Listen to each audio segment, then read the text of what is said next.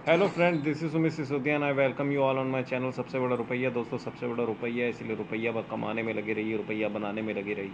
इसी उम्मीद के साथ कि आप रुपया बना रहे होंगे, कमा रहे होंगे, करता हूँ वीडियो की शुरुआत और उम्मीद करता हूँ कि ईश्वर ने आप सबको बहुत अच्छे से अभी तक महफूज रखा होगा और बहुत अच्छे से महफूज रखेगा, जीवन में बहुत कुछ रखेगा आप सभी को।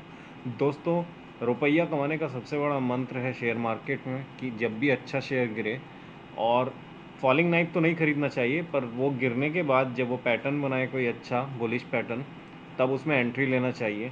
ऐसा ही एक शेयर था हैप्पीएस्ट माइंड, गिर रहा था, यूट्यूब पे वीडियोस की भरमार आ गई कि यहाँ तक गिरेगा वहाँ तक गिरेगा, किसी ने ये नहीं बताया कब खरीदना है। दोस्तों, हैप्पीएस्ट माइंड में बुलिश मोमेंट की शुरुआत हो चुकी थी, कल ही हो चुकी थी, और आज हैप्पीएस्ट माइंड ने 3.5% 3.36% इसने रिटर्न बना के दिया है।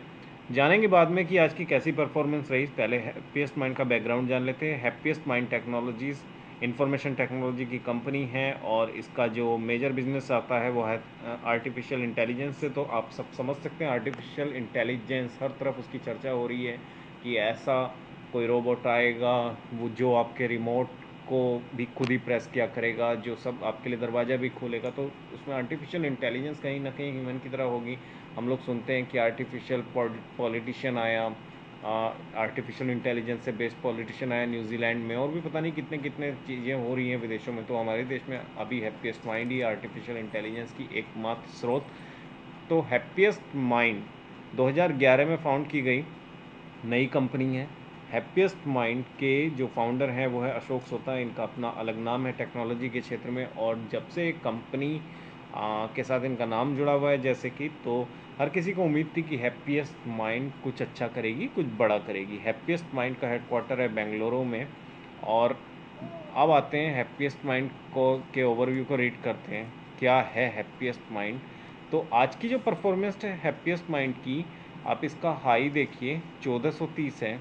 आप इसका ओपन हुआ है 1387 पे एंड 1426 पे चल रहा है। 44 रुपया बढ़ा है। 44 रुपया अपने आप में एक अच्छा अमाउंट होता है और 3.5% कोई स्टॉक अगर जाता है तो बहुत अच्छा होता है। वॉल्यूम कितना था? वॉल्यूम था 1,04,888। जी हाँ, 1,04,888। ओपन प्राइस था इसका 1395 एंड इसका जो प्रीवियस क्लोजिंग प्राइस था 1381। तो देखिए कितना अच्छा, मतलब इसने मूवमेंट दिया है, बहुत अच्छा मूवमेंट मैं तो इसे कहूँगा।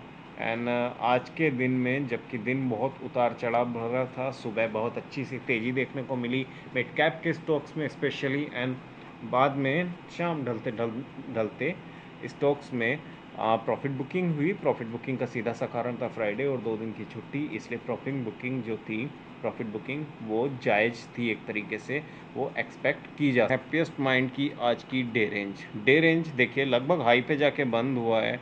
अभी 1423 का इसका प्राइस पे बंद हुआ, 1430 इसका हाई था एंड लो था इसका 1385। 52 वीक रेंज देख के तो किसी के भी होश उड़ जाएंगे यारों।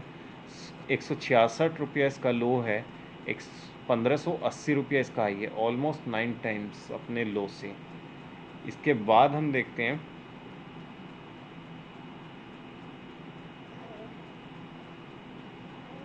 जो सबसे इम्पोर्टेंट चीज़ है इसका, पहले हम देख लेते हैं फाइनेंशियल। तो फाइनेंशियल रेवेन्यू दोस्तों, रेवेन्यू के मामले में तो ईयर टू ईयर देखें तो इसने कभी पीछे मुड़ के देखा ही नहीं। 2017 में इसका रेवेन्यू था 430 करोड़ रुपया एंड आपको साथ साथ दिखाई दे रहा होगा 2018 में 443 करोड़ रुपया, 13 करोड़ रुपया बढ़ के आया। आप बोलोगे इतना बड़ा था नहीं, 3% का खाली जंप है।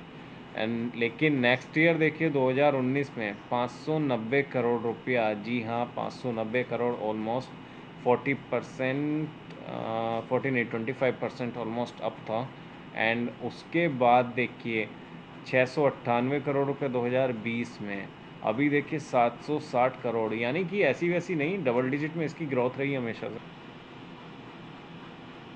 दोस्तों, शेयर होल्डिंग पैटर्न में आपको देखने को मिलेगा 53%, 53.25% है प्रोमोटर्स के पास। ठीक ठाक होल्डिंग है, अगर 50 से ऊपर होती है तो अच्छी होल्डिंग मानी जाती है। DIIs डोमेस्टिक्स के पास है होल्डिंग अपनी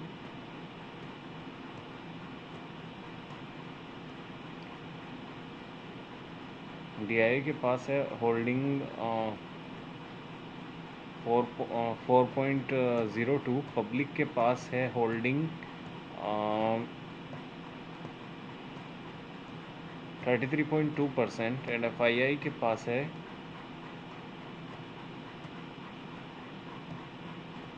6.2%, 23%, अदर्स के पास है 3.3%। होल्डिंग पैटर्न इसका जो देखने को मिल रहा है लगभग, हाँ, होल्डिंग पैटर्न में दोस्तों इसका हर क्वार्टर में 2020 से अभी तक जून 2021 तक के सभी क्वार्टर्स में इसकी जो होल्डिंग है वो प्रोमोटर्स की सेम बनी हुई, यानी 53.25%। FIIs ने अपनी होल्डिंग डिक्रीज़ की है, इसे मान सकते हैं, क्योंकि PE जो है सेक्टर PE से ऊपर चल रहा है। DIIs ने अभी जून के क्वार्टर में अपनी होल्डिंग घटाई है, जो कि हुई है सितंबर 2020 के क्वार्टर में जो होल्डिंग इनकी थी 7.37%, अब वो हो गई है 4.02, तो सिग्निफिकेंट सेलिंग हुई है। और अभी जो रिजल्ट्स के बाद प्रेशर देखने में आया था हैप्पीएस्ट माइंड में, रैली पे स्टॉपेज लगा था, तो वो शायद इसी वजह से था। देखिए पब्लिक की बड़ी है, बहुत मामूली सी बढ़ोतरी हुई है, लगभग 1% की, 32.18 से सितंबर 2020 के क्वार्टर से जून 2021 तक 33.2% पहुंची है। तो ये इंपॉर्टेंट होल्डिंग पैटर्न थे इसके। इसका मतलब देखने को मिलता है कि प्रोमोटर सेम है, पब्लिक थोड़ा सा बड़ा है। FI एंड DI जो कि प्रोफेशनल प्लेयर्स हैं, उन्होंने अपनी होल्डिंग घटाई है, वो इसकी वजह से, क्योंकि 9 टाइम्स प्रॉफिट उन्होंने बुक किया है। एंड दोस्तों अब आ जाते हैं हम इसके चार्ट पर, चार्ट चेक कर लेते हैं।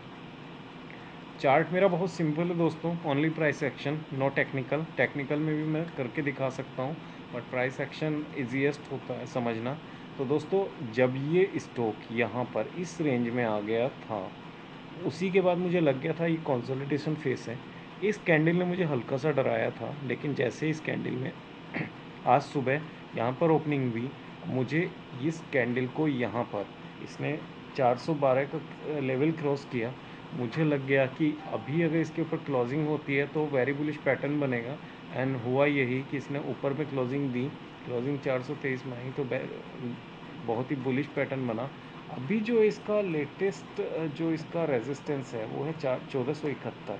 जी हाँ, यहाँ से 48 पॉइंट्स आगे, और यहाँ से लेके 1582 तक एक रेजिस्टेंस जोन है।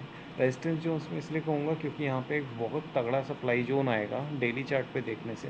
एंड सप्लाई जोन अगर इसको यहाँ पे कंसोलिडेट करता है ये स्टॉक, तो बाइंग इसमें करके चलिएगा। अगर कंसोलिडेशन फेस में आता है और कोई गिरावट नहीं दिखाता, उसके ऊपर अगर ये इसको 582 के ऊपर जाता है, तो एक बहुत अच्छी रैली हमको देखने को मिलेगी। हो सकता है हम 2-3 दिनों में 20% या एक दिन में भी 20% का हम गेन देखने को इस स्टॉक में देख सकते हैं। अभी हम देखते हैं इस पर टेक्निकल्स देख लेते हैं कि टेक्निकल में कैसा चल रहा है।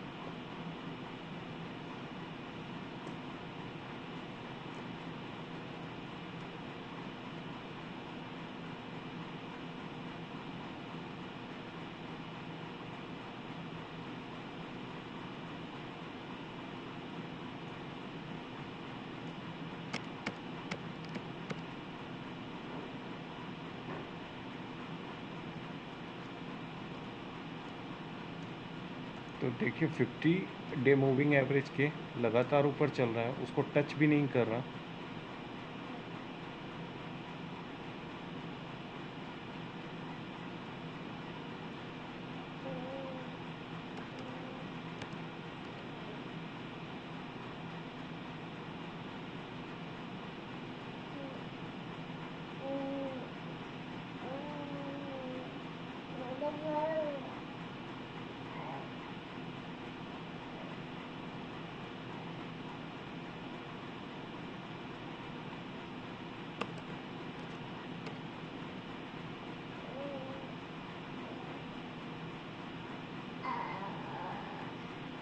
दोस्तों दो चीज़ें क्लियर है, जिधर भी 20 डे 10 इस पे देखिए, यहाँ पे टेक्निकल में आपको बहुत अच्छे से समझा देता हूँ इजी लैंग्वेज में। यहाँ पर जो है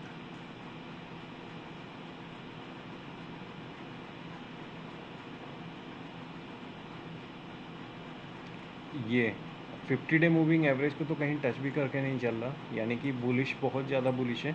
इधर देखिए, जिधर भी 10 डे की जो येलो लाइन है, 10 डे मूविंग एवरेज ने, ये जो आसमानी या फिर ब्लू लाइन है 20 डे मूविंग एवरेज की, इसको जिधर भी इसने टच किया है 10 डे मूविंग एवरेज ने बाउंस लिया है और उसी के साथ में प्राइस बाउंस लेकर ऊपर गया है। तो टेक्निकल भी इसको बहुत ज़्यादा सपोर्ट करे। यहाँ पे देखिए दोनों का मेल हुआ है, इसने फिर से इसका सपोर्ट लिया है 10 डे मूविंग एवरेज ने 20 डे मूविंग एवरेज का, एंड यहाँ पे प्राइस फिर से बाउंस आना शुरू हो गया।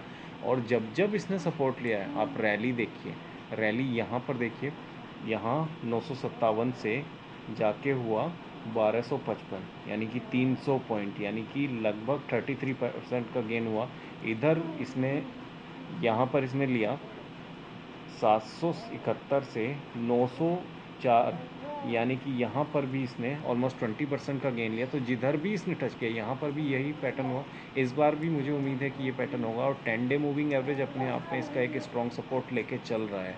10 डे मूविंग एवरेज को इसने यहाँ पर ही इसने तोड़ा है, लेकिन 20 डे मूविंग एवरेज ने फिर सपोर्ट का काम किया है, कंसोलिडेशन हुआ और प्राइस अप गया।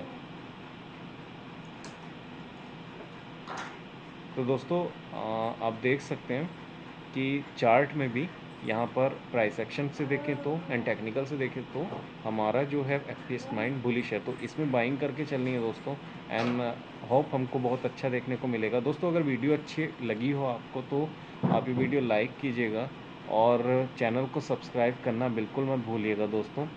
एंड कमेंट करके बताइएगा अगर किसी सुधार की आवश्यकता या फिर आपको किसी मदद की ज़रूरत है, तो आप कमेंट ज़रूर कीजिएगा। धन्यवाद दोस्तों।